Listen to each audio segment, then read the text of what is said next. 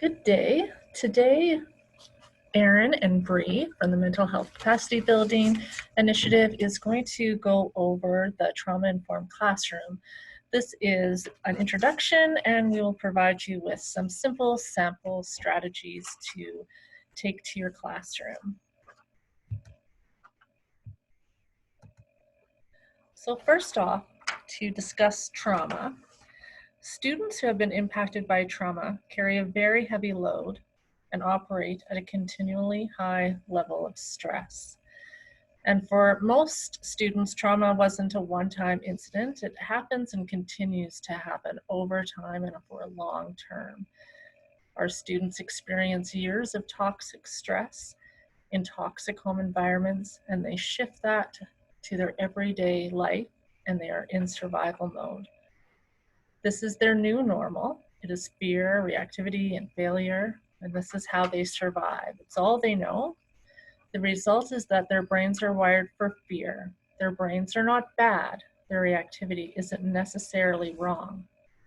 They are products of their environments, and they're working from a survival brain. This is a brain issue, not a behavioral issue.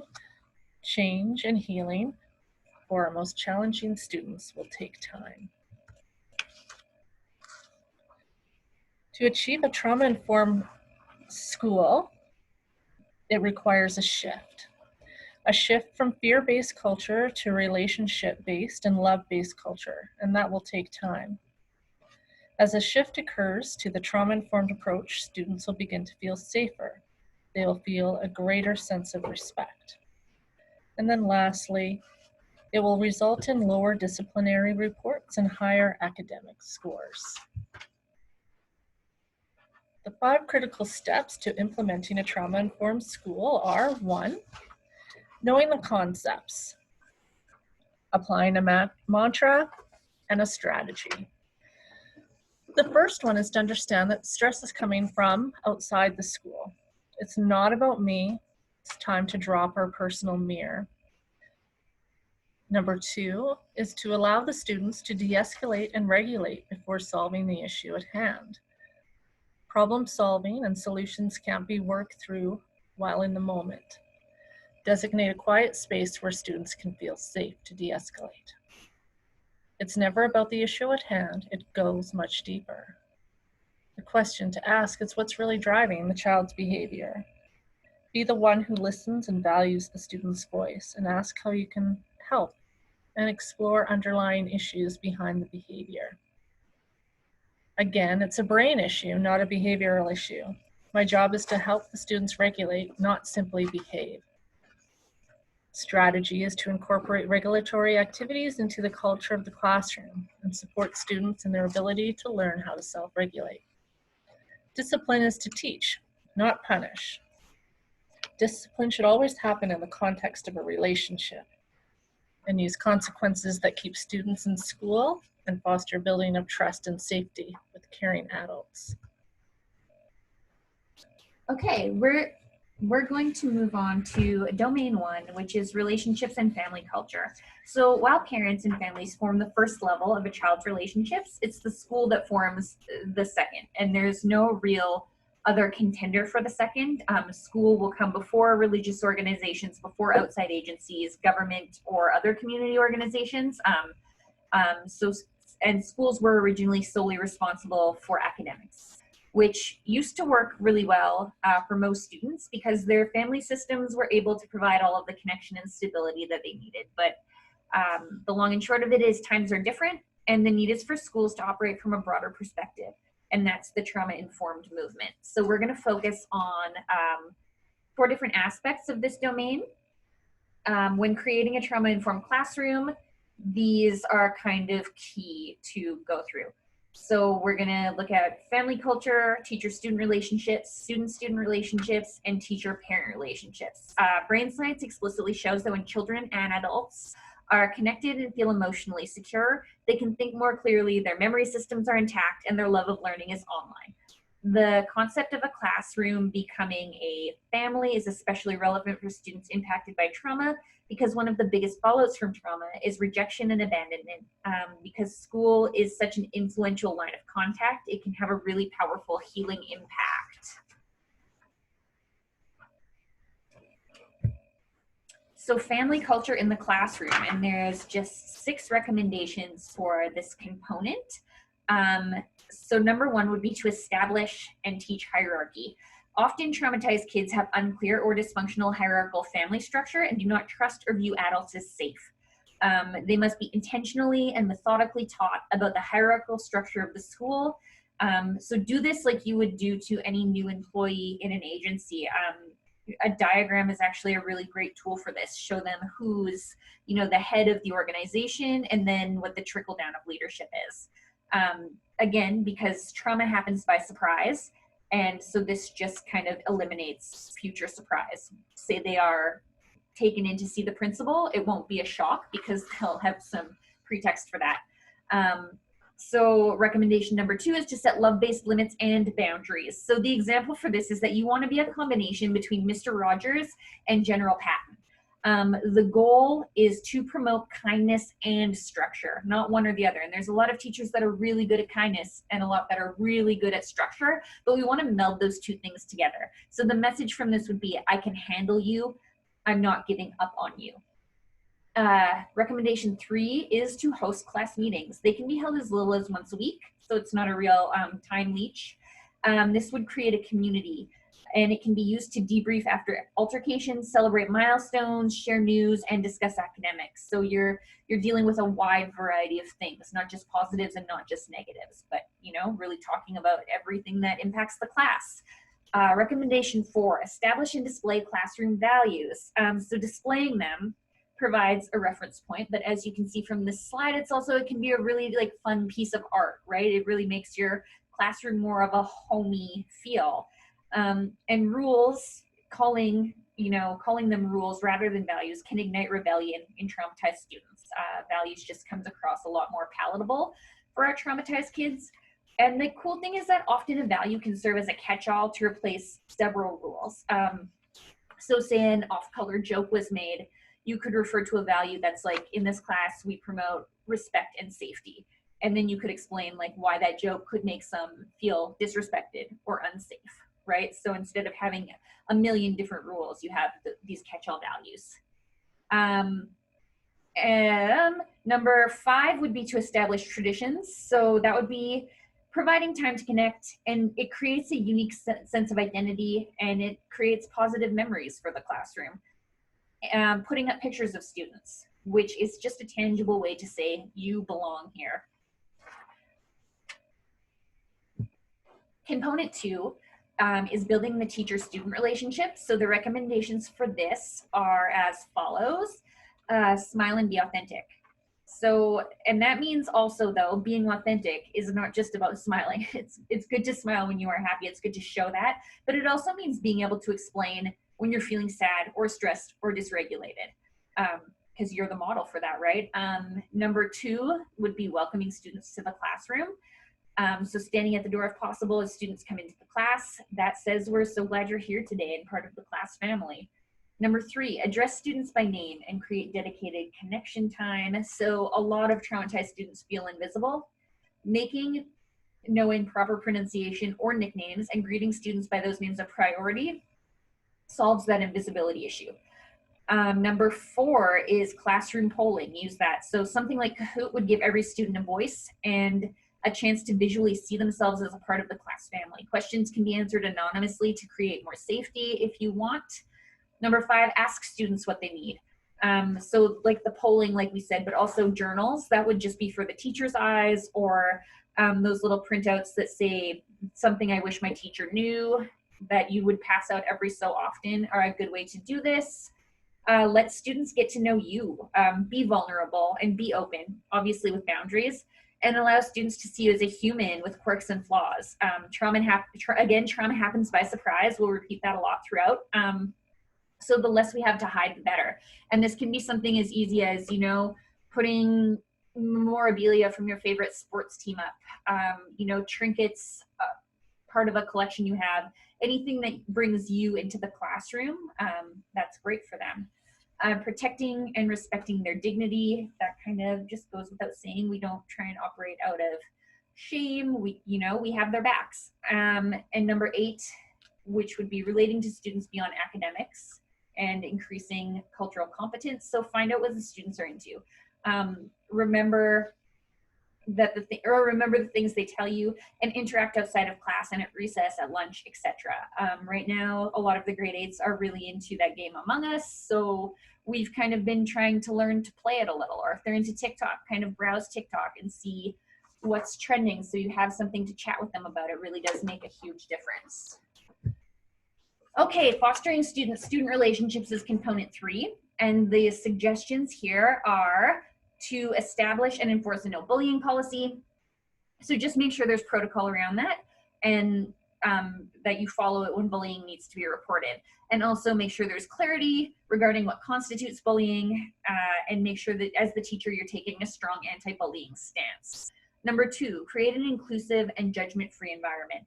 That means calling out prejudicial talk, and that can be referring it right to the values, right? So it doesn't have to be aggressive. It's more about like, we don't talk like that in this classroom because it violates this value, right? So make sure that you're absolutely on those things. We want to celebrate diversity in culture and perspective, and swiftly stop put downs and shaming, and just foster that mutual respect. Number 3, create relationship building activities. So that would be things like shout outs, doing one of those things where you write every student's name on a different piece of paper, and everyone writes a positive adjective about that student, and then the student gets it back at the end, or group salutes. Using relationship building language. So instead of saying turn to your classmate, say turn to your friend, neighbor, partner, or buddy. Distinguish between laughter with and laughter at. Do not tolerate mean-spirited laughter, but do help a traumatized student to know when laughter is good-natured if they're misinterpreting it.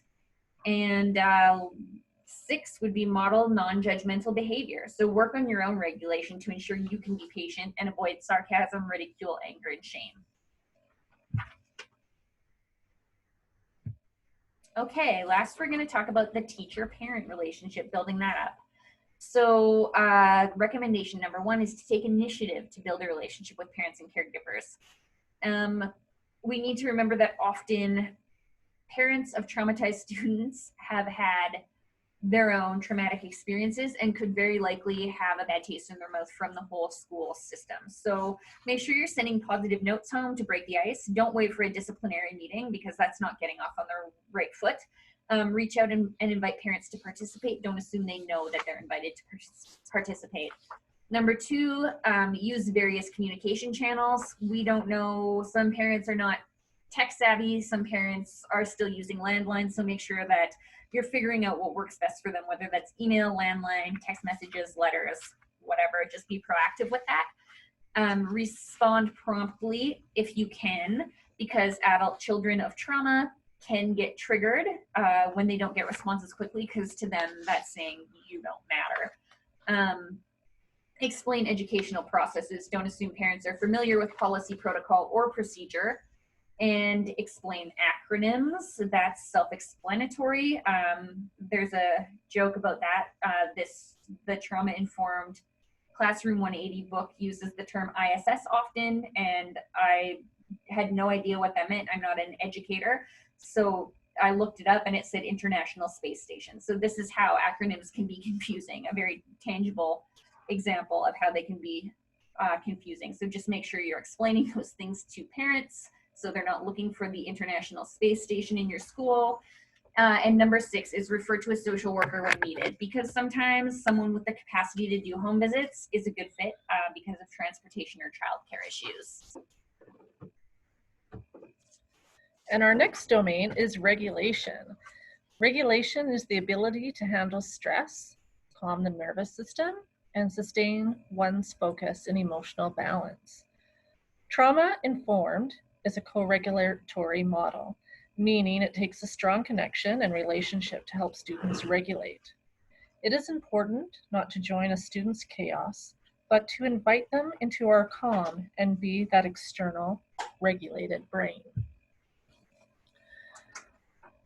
There are a few ways that you can support a student in their regulation, and I'll go through a few of them. Bree had mentioned the Classroom 180 book. There is abundance of strategies following these headings throughout the book. So I'll let you peruse that, but I will highlight a few. So there's physical environment, universal proactive supports, transitional supports, individual interventions, awareness, window of stress tolerance, and teacher self-regulation. So physical space. This is your space and student spaces in the school. Children's brains are in the process of developing. Their executive functions responsible for filtering out and prioritizing information are solidifying. Their underdeveloped brains take in everything at once. So a classroom that has too much visual stimulation or is overly organized can interfere with their ability to focus and concentrate. It overwhelms their brains. This is especially true for children impacted by trauma. A strategy is to be well organized and clutter-free. A classroom that is well organized and free of clutter offers students an external environment of calm. If a teacher's desk is neat and tidy, it subconsciously conveys the message, I am regulated, in balance, and I've got things together. Conversely, if a teacher's desk is disorganized and a mess, the message conveyed becomes, I don't have time for you. I'm in the middle of my tasks. An overall feeling of disorganization makes it difficult for dysregulated students to gain a sense of regulation and order from their external environment. Another strategy is a calm corner. Create a sectioned area in the back of the room or off to the side as a designated calm corner, or another name with the purpose of allowing students to take a break when needed. It should be equipped with sensory and regulatory items that empower students to regulate back down and reset themselves to be able to return to their academics. Posting a set of calming strategies reminds students how they can calm themselves. And in the time that we're at where students shouldn't move too far from their desks, COVID-19 adaptation could be for every student to have a calming strategy posted on their desk or throughout the classroom that they can look at and feel that they can take that time to regulate.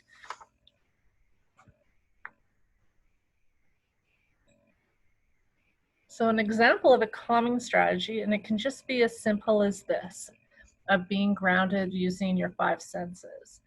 So this is a poster that can be posted anywhere in the room or on a desk, just reminding students that when they feel themselves becoming elevated and dysregulated, they can ground themselves by pointing out 5 things that they can see, 4 things that they can feel, 3 things they can hear, 2 things that they can smell, and 1 thing that they can taste. And that's important for school staff to know as well, because students are not the only ones that become dysregulated at times. So that's a good strategy for anyone of any age. Universal proactive supports. Universal proactive supports consist of 10 action steps that should be considered and implemented. Hold a predictable schedule and routines. Use visuals to decrease stress. Use pleasing sounds. Movement breaks. Incorporate regulatory strategies that focus on the mind. Manage sensory surprises. Use various communication styles and learning activities. Chunk content and manage workload. Give students their voice and encourage questions. Circulate among students when safe. Convey teacher readiness. Transitional supports. Children impacted by trauma find transitions challenging because most trauma occurs during times of transition. Sudden moves, car accidents, birth trauma, parents leaving. Students benefit most when strategies are in place before, during, and after then making a transition. Transition should have a clear beginning and end. Transition should be a communication at a multi-sensory level, auditory and visual. An example of a transition that we may all know is on a Friday. You may have students that have not behaved or listened all day, and it gets worse the closer it gets to the end bell. That's a transition to home where they may be returning to trauma and dysregulation. So something to be really aware in your students, as I'm sure that you are, you know those students. So taking the time to help them with that transition and give them tools that they can use while they're away from school. Transition strategies. Clarity and expectations. You should clarify what's going to happen next, as well as expectations you have of your students. It can pertain to an academic assignment where you give clear directions regarding the assignment. It can pertain to what activity the class will do next. The use of timers. Students who are impacted by trauma often have a hard time comprehending time. When trauma happens, time either slows down or speeds up. Students lose their sense of what 1 second or 1 minute might be. Students impacted by trauma need concrete warnings. Verbally saying about 5 more minutes means nothing. A visual timer gives concrete time and support a student in learning to see and develop a better sense of time. You can project time onto your white or smartboard using apps like the timertab.com or eggtimer.com.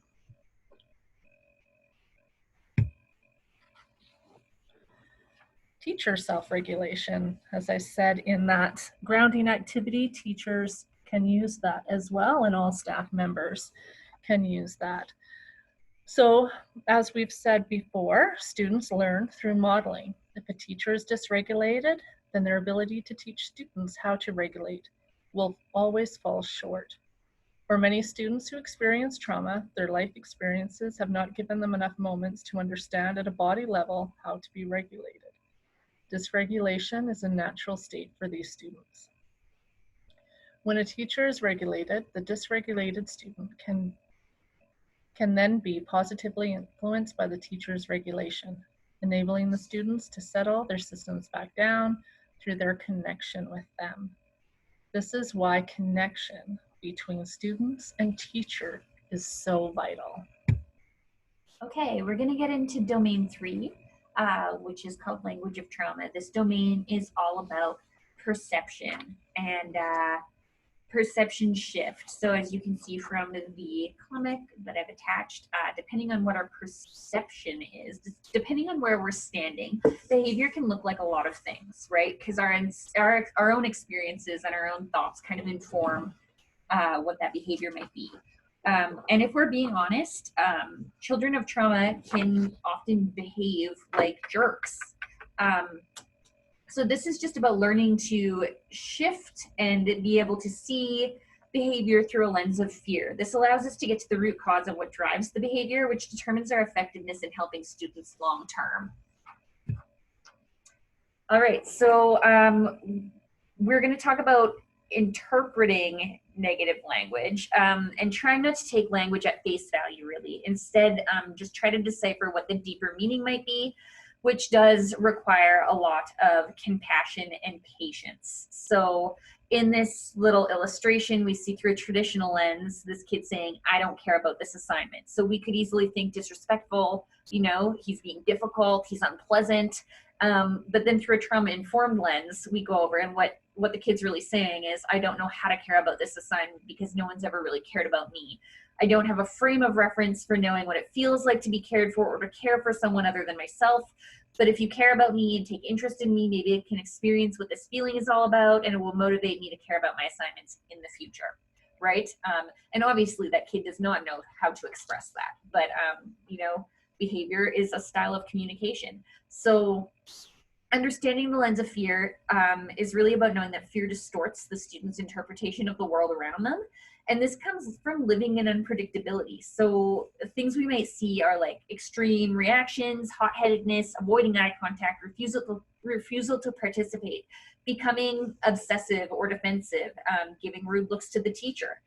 The trauma-informed classroom sees and understands these behaviors to be driven by a lens of fear instead of deliberately malicious or just as having a bad attitude.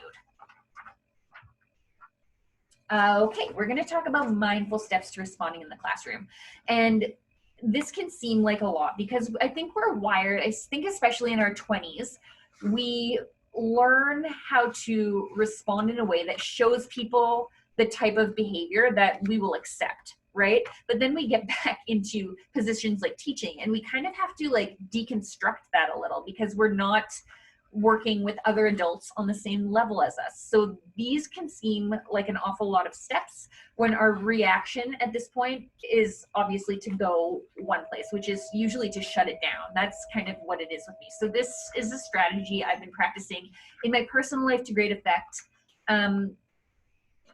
And so, and I've really found that it's helping, and I so rapidly go through all of these steps that it doesn't seem like a multi-step thing anymore. It just becomes habit after a while. So step number 1 is to take a deep breath. I would say take 3 at least if you have time. Step number 2, put the moment into perspective.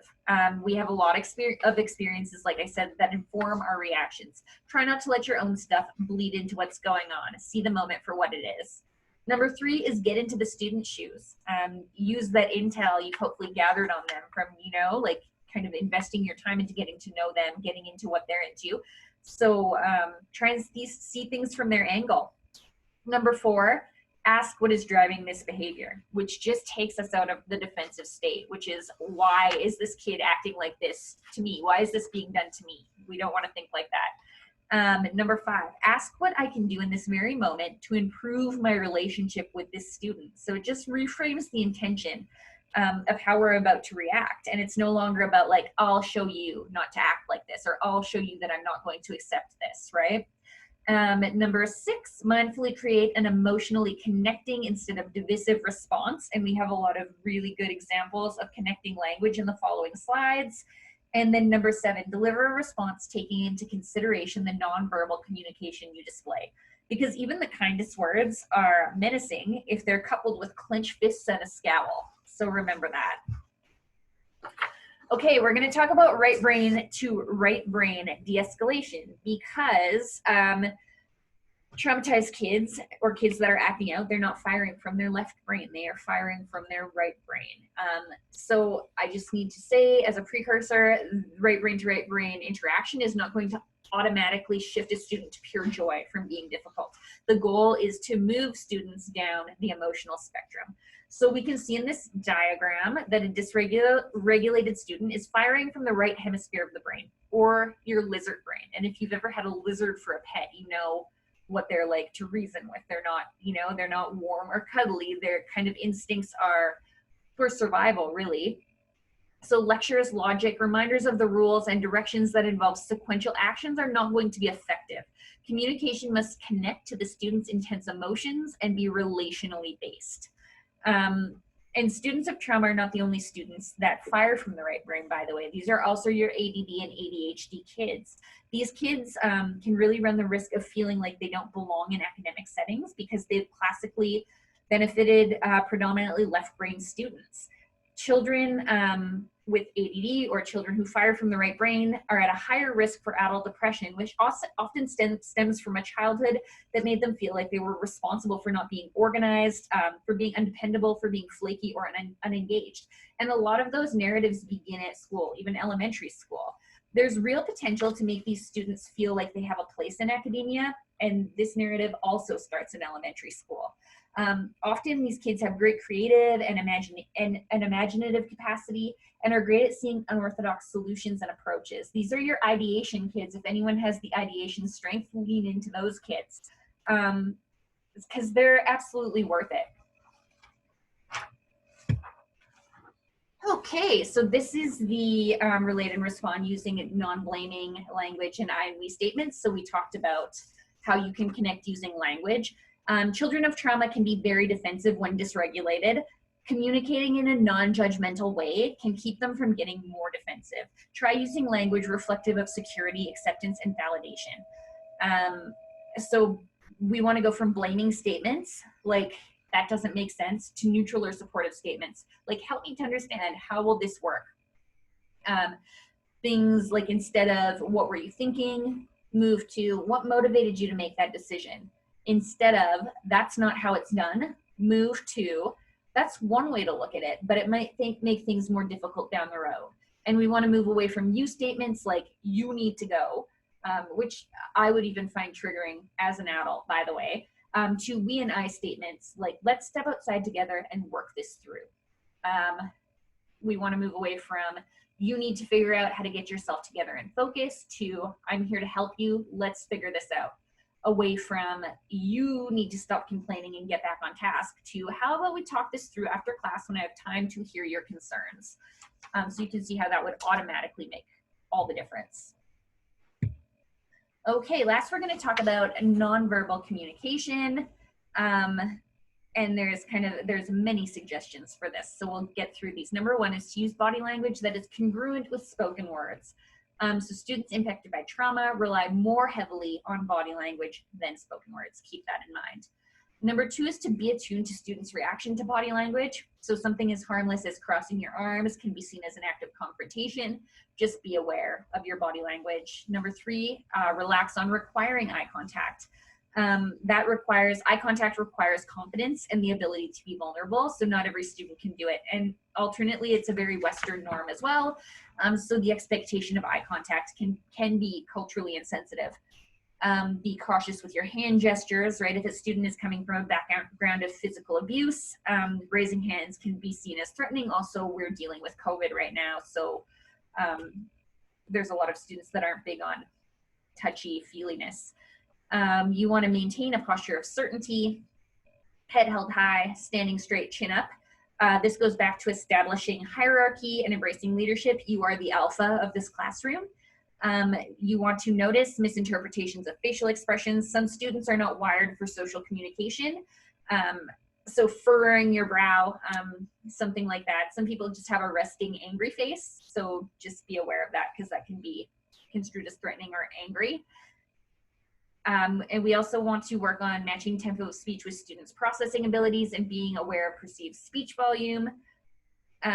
Because there could be potential auditory processing issues, and check in with students to make sure you aren't talking too fast and you're clear. And number 9 and 10, use touch cautiously and gauge proximity based on student signals.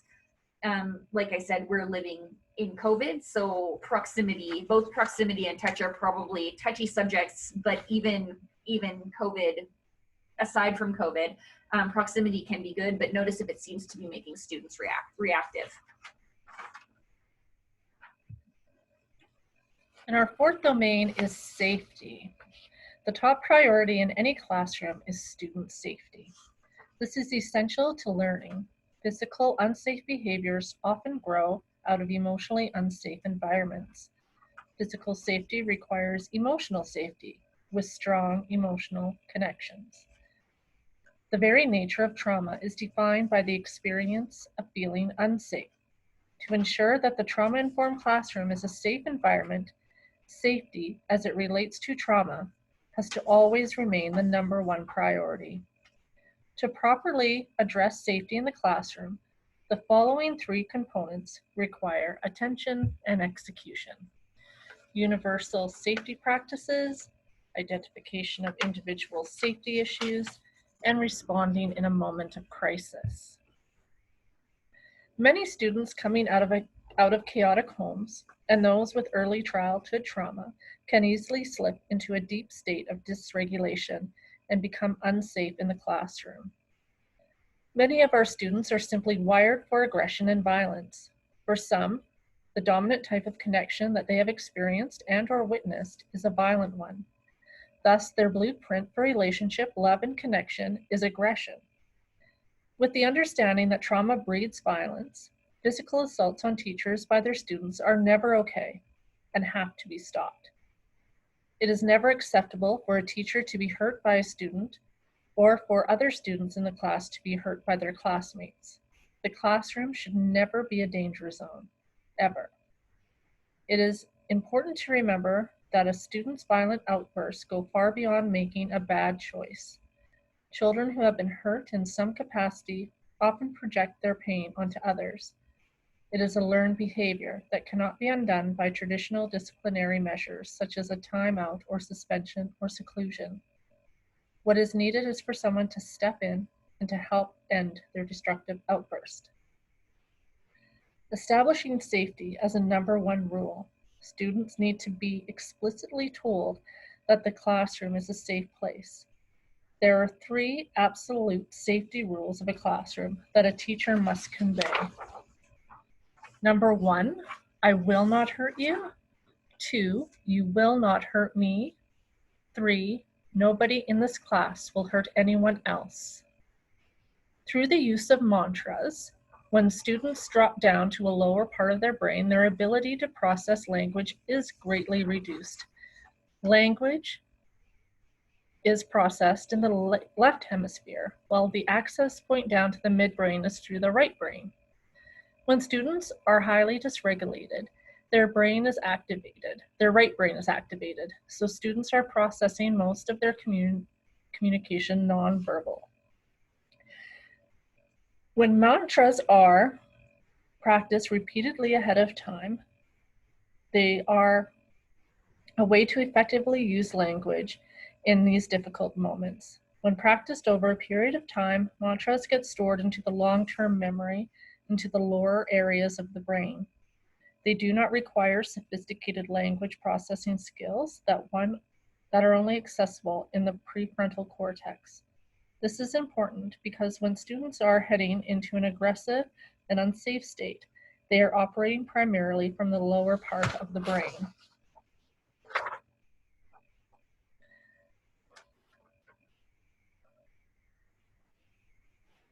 There should be a distinct environment. When a student understands that school is a safe and distinct environment, they are better to handle the discrepancy of how safety is established at school, but not at home or other places, by illustrating that when the student steps out of school property, the rules become active. Suicide protocol. The population of students most at risk in our schools are those who have been impacted by trauma. Elevated levels of stress, pain, and hopelessness, coupled with the lack of connection and poor coping skills, contribute to this impact. Disclosure response plan. Every school should have a clear plan for when a student discloses suicidal thoughts. It is the teacher's responsibility to develop an honest and open culture in the classroom around this topic to lessen the fear students have for reaching out when in such a vulnerable emotional state. Identifying students that have a history of trauma and what their triggers may be is key in responding to student needs. Tuning in, be aware of the students in your classroom and be sensitive to their nonverbal cues, sweating, pupils dilating, facial expressions, etc. In a moment of crisis, safety overrides relationship. Emotional connection ends where aggression begins. It is important to remember that a student does not realize they have crossed a line most of the time. They need help making this distinction. If you respond in a more business-like and neutral manner, yet are still connected, the student is more likely to realize they have crossed the line. This is where the established mantra can be used. The minute a student highly impacted by trauma gets dysregulated and suddenly feels trapped, they will likely go into a full-blown fight mode. A highly activated student is dangerous for those around them. This is where a safe exit is needed, or a safe place to become regulated is essential. Example of a safe place to exit to is a calm corner, school counselor or library, or the use of a mentor. Dialogue to use is, you're not in trouble, I'm here for you. You have every right to be angry. I'm listening. How can I help? Using the rehearsed language can just be enough to shift the student's attention to the adult. And the last resort is a physical intervention plan, and this requires some sophisticated and specialized training. And more dialogue that you can use. Here are some more examples. I believe you. Help me understand what's going on. I'm sorry I didn't realize you were so upset when I saw you earlier. We can figure this out together. There's always a way. Okay, we're going to move into domain 5, which is about discipline and empowerment. So being trauma-informed doesn't just mean hugs, cuddling, and rainbows. When students are impacted by trauma, and break rules, they need help changing their maladaptive behavior, and they need structure. They might not ask for it, but that is what they need. What we're looking for with trauma-informed classrooms is to get to the root of negative behavior. So we have the ability to help students in the long term rather than simply punishing them to stop behavior in the short term. So you can see in these diagrams, we have the traditional kind of view of discipline, which is that negative behavior occurs, and then we swiftly implement a punishment to create immediate change. But then the trauma-informed lens shows negative behavior happening, and then we move to identifying the internal deficit or conflict, whether it be social emotional learning, academic, regulatory, or self-image, and then we teach to empower change instead, which in the long term works out better for all of us. So some examples of regulatory-based discipline that are really, really great are being free of emotional negativity.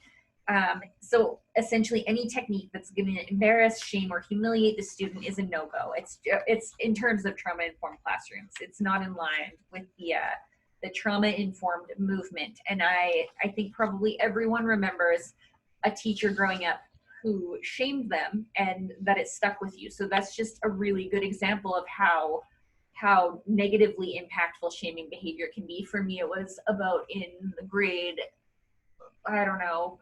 5, 6, or 7, and my desk was a mess, and my teacher came around and flipped it upside down and emptied it out on the floor, and told me that if I was going to keep my desk like a cochon, which is a pig, that everyone could see my pigsty and that I could clean it in front of them. And it was humiliating, and I never did forget about it. So we don't want that. Obviously, that's the opposite of the goal.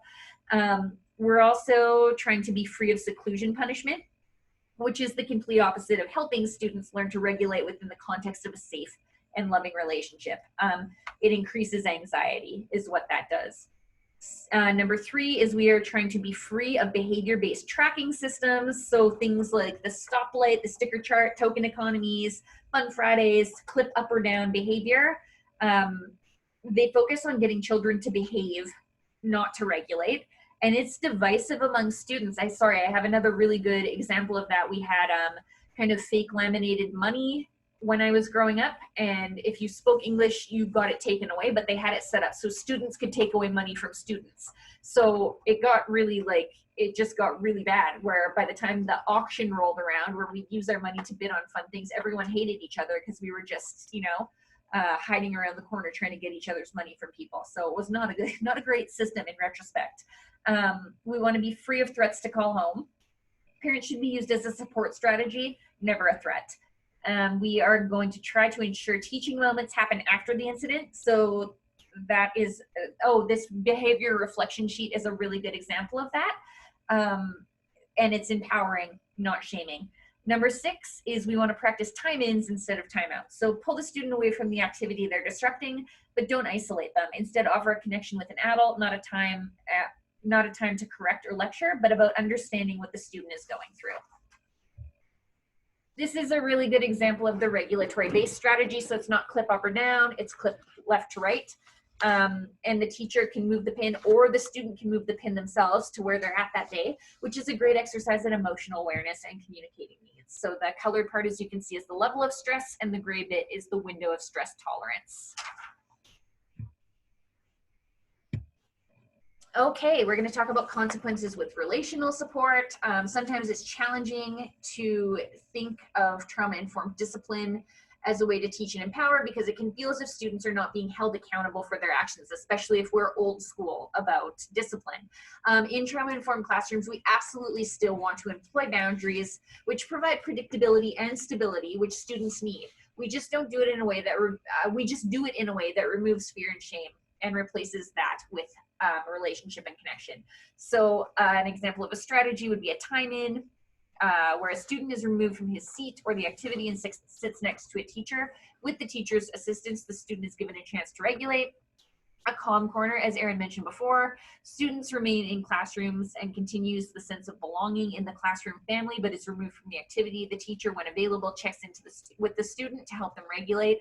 A walk and talk and regulate. or a designated adult visit. So a student visits a designated adult with whom he has a relationship to shift into a better state of mind, or the student goes to the comm room or the ISS, which is not the International Space Station, that's the in-school suspension room. If a school has a monitored comm room, send student to connect with an adult and for support in getting regulated. We're going to talk about repair and healing. I love this part. If you're restorative, this is what you're about already. You probably have a pretty good idea about this. So number one recommendation is to give students a voice through conversations. Give them a chance to explain themselves. Step back to listen. If anyone saw the movie Matilda, there's a whole monologue like about someone's being punished and it's like, I'm big, you're small, I'm right, you're wrong, and so on and so forth. And that's another really traumatic thing. And we remember feeling like that as kids. So let's not make that cyclical. Let's give kids a voice to say their piece.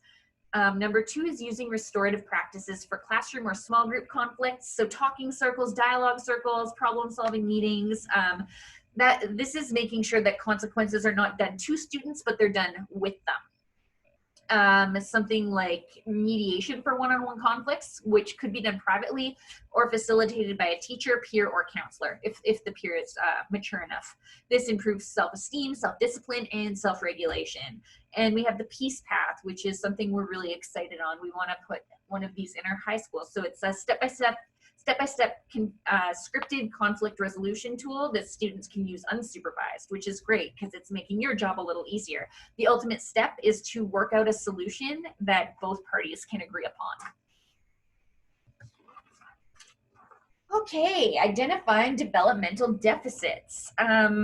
So that please remember that when a child is exposed to trauma for prolonged lengths, the brain is overwhelmed with cortisol, which impacts the hippocampus, which affects our memory, and the prefrontal cortex, which impacts our executive functioning. These are very real, tangible ways that stress and trauma impact our brain, make our brain less able to do academics. So it's important to ask what's driving the behavior you're experiencing with a student. And one extremely common answer is that the student lacks the skills to accomplish the task at hand.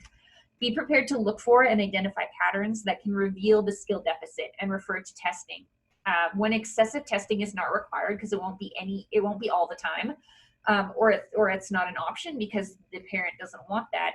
There's a really good assessment tool that is called the Assessment of Lagging Skills and Unsolved Problems. And that's a free resource that you can download from livesinthebalance.org. And it is called the ALSUP. That's an acronym.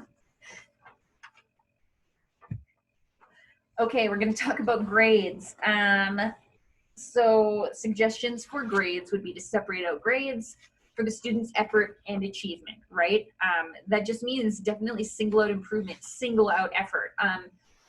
Even give them their own grade for that type of thing, because not every student is an academic all-star, but that doesn't mean that their efforts shouldn't go unnoticed. Number two is to identify supports and resources to improve test scores. So low test scores could be caused by a variety of things. So what does the student need help with? Is it test-taking skills? Is it note-taking skills? Is it study habits, organization, time management, focus, self-talk, memorization? Get to the root of that. Refrain from grade shaming or comparing grades. So no dunce caps, obviously, and try to keep marks private if possible. We want to assist students to form a plan to improve grades. So if you can, offer extra credit, hold a meeting, and definitely chunk goals into attainable steps, because sometimes a project can just be too overwhelming for a student and they won't even know where to start. And then make sure you're referring students with more severe needs for testing to one-on-one services. Okay, social and emotional learning. So these are just two examples of simple steps to teach students how to express themselves at an emotional level. For the younger kids, we have the little faces on the left. So these are just visual representations of feelings with associated colors. These can help kids identify how they're feeling, obviously. And then the older kids, we have the Plutchik's wheel of emotions, and it illustrates the fluidity of emotions. So we're getting a little more complex here, where emotions can exist in varying degrees of intensity. And this can also be made into a 3D cone shape for a more meaningful tool for students.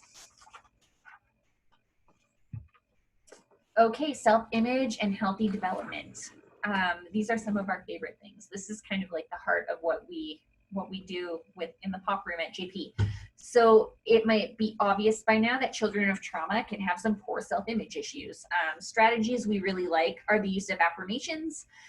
Sometimes students don't like spoken affirmations to start off with because talk is cheap to children of trauma. But posters are a really great tool. The affirmation can also start small and build as confidence builds, right? Something like "you are enough." I had a student that we told her to go, get some positive affirmations for yourself. And she went on Pinterest and she's like, the first one I saw was "you are the universe." And she's like, that's a pretty tall order for, someone with self-esteem issues. And I agreed, right? That would even be hard for me with healthy self-esteem to say, look at myself in the mirror and be like, you are the universe. So start small with "you are enough," this is what I like about you, things like that.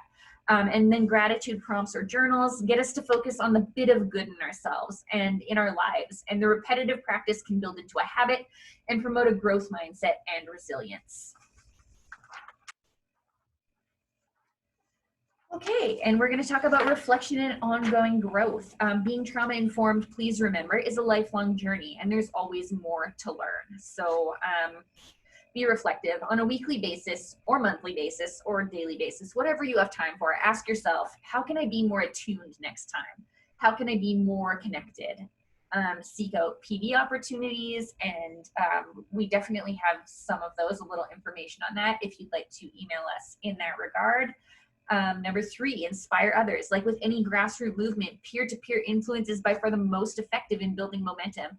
Talk to each other, mentor each other, swap ideas, and definitely find the joy. Celebrate small victories. Know that even if you don't see progress, you're planting a seed, and there's no way to know the impact your compassion and care will have in the lifespan of any given child.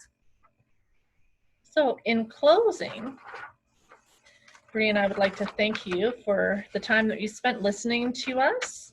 And I just want to point out that many of us are doing most of these strategies in your classroom, and you may just not be aware of it, or you may be. Your efforts in support of your students does not go unnoticed. As we move forward in implementing a more trauma-informed approach with our students, I invite you to introduce some strategies into your own classroom. And just for reference, Bree and I took all our information from Heather Forbes' Classroom 180, a framework for creating, sustaining, and assessing the trauma-informed classroom. So please use that as a resource in your classroom and the work that you do. And you can reach Bree by email at b.howry@loccsd.ca, or you can reach me, Erin.Woychuk, WOYTIUK, @lsky.ca, lskysd.ca. Thank you.